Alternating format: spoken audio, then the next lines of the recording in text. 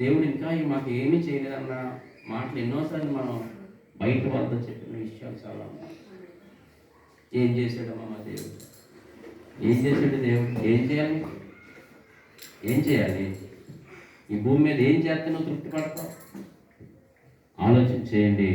ఆయన చేయవలసిందంతా చేస్తే వాళ్ళు చేసింది ఏంటంటే కారు ద్రాక్ష.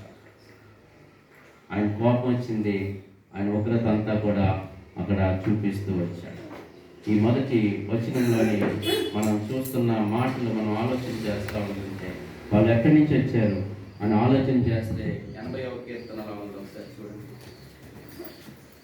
కీర్తనలో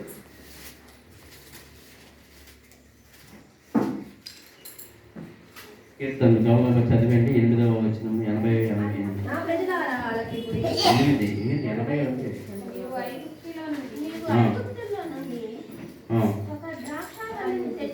ఎక్కడి తీసుకొచ్చాడంటే ఈయన ఐగుప్తు నుంచి ఒక ద్రాక్షావళిని తెచ్చి తిని అన్ని జనులను వెళ్ళగొట్టి దాన్ని నాటి తిని దానికి తగిన స్థలము సిద్ధపరిచితిని దాని వేరు లోతుగా పారి అది దేశమంతటా వ్యాపించెను.